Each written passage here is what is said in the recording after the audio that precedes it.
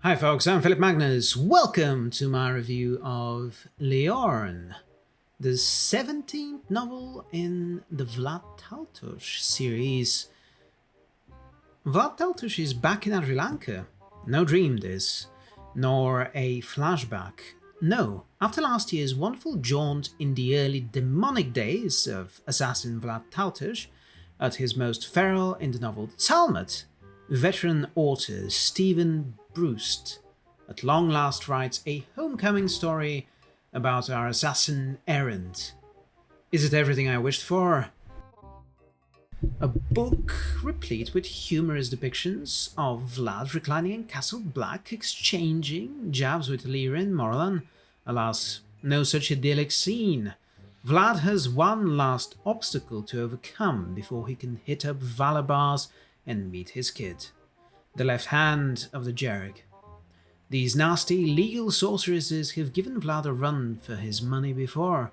Their vendetta is of a very personal nature this time around, an argument against a life of assassinating if you ever need one.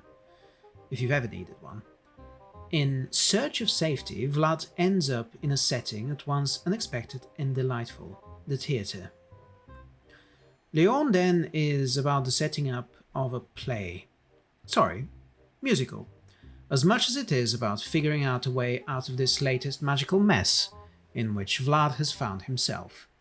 The historical musical gives Brust an excuse rather, to come up with a diverse cast of eccentric characters, well, yet more of them, who will teach Vlad about directing, producing, and even acting. Like most of us weird thinking bipedals, he'll be finding parallels with his own life and former vocation throughout this theatrical experience. But why does a theatre make for a good hiding spot for Vlad? By some stroke of luck, there are some of the most defended places in the city, magic-wise, and that is exactly what Vladimir needs. A part of me has to wonder why he wouldn't just haul up in the Castle Black, under Morlan's protection. God damn it, this camera just keeps misbehaving. As I was saying, I was wondering why the hell Vlad wouldn't, well, it's a disingenuous thing, you see, that I was doing. I was going to go, a part of me is doing that, but then another part of me, the reasonable one, notes that Brust would never pick the route of least resistance by covering familiar ground. After all, a jagged assassin hiding in Morlan's castle was basically the premise of Book 1, Jarek, which I should really talk about at some point. It's one of my favorite series, don't get me started. The series has always had a streak of boldness, as has its author. It is why these novels never grew stale for me. Despite Lyorn being the 17th in Vlad's saga, Brust always tries for new things, always mixes up the formula. Plus, it wouldn't be in character, would it? Vlad so hates to drag his friends into messes of his own making, and he's gone to considerable effort to avoid jump-starting any wars between the Dragon and Jarek houses before. Several times. Lyorn, for example, opens each chapter with a spoof of a famous musical number from all the classics you might know, and a good few you probably don't. These are of course rewritten with a distinctly Drakarian flair. That's not all. Unlike most of the first-person Taltos books Brust has written, Lyorn isn't afraid of venturing outside of Vlad's head on occasion. These scenes serve both to set up the culmination of Brust's series over the next two books, as well as to take in the plot with the Left Hand and the House of the Lyorn. Then there are sections on history of the last Lyorn rule, which is both the driving force behind the musical and the biggest stumble to its realization on the stage. As is always the case with Taltos novels, The climax of this one rests with the nature of the house whose title the novel carries, so Lyorn. Despite knowing this and trying to figure out what angle the assassin would take, I was once more surprised by Vlad's solution to his problems.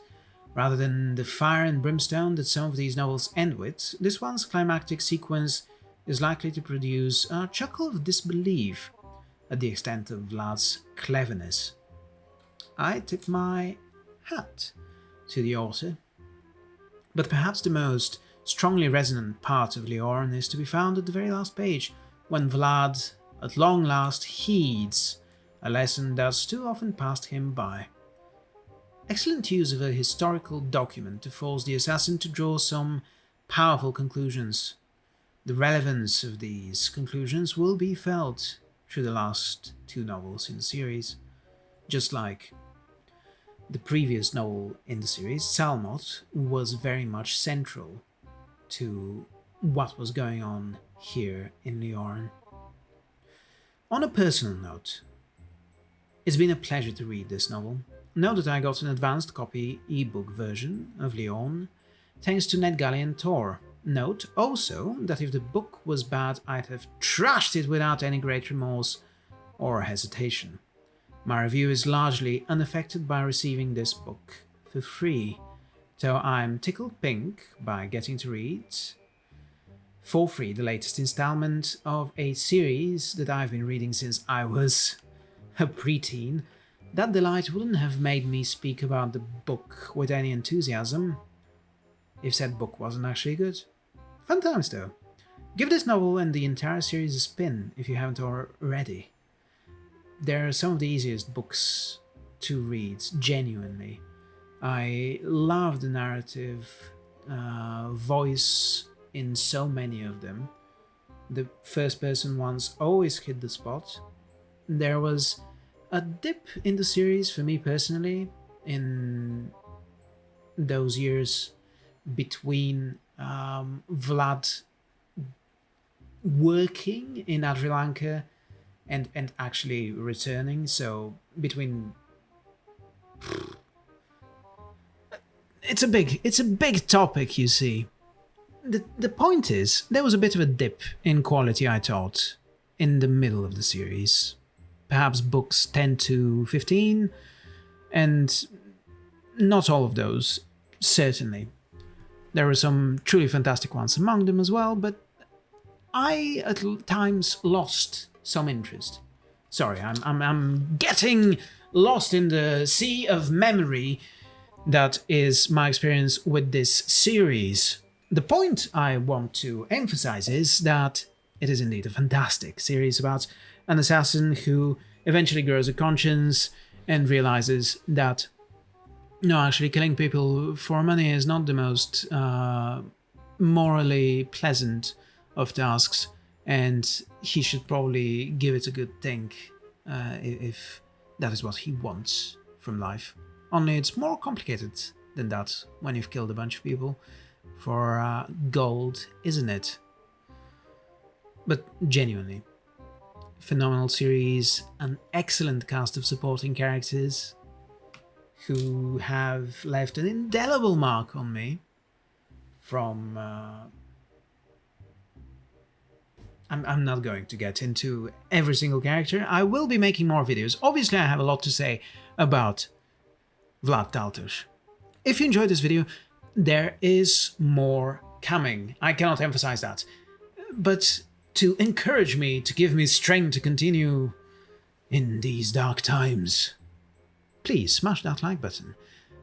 Subscribe, send this video, share it with your friends. And perhaps I'll see you again next Wednesday, rather, for another fantasy review. There's sci-fi reviews and miscellaneous reviews on Monday and... Did I say Friday for fantasy reviews? I meant Wednesday. Miscellaneous reviews are on Fridays. I think that's the way we're going to go with that. I am now just talking without reason, so I will stop. I'm Philip Magnus. You're not. I'll see you again next time. Bye!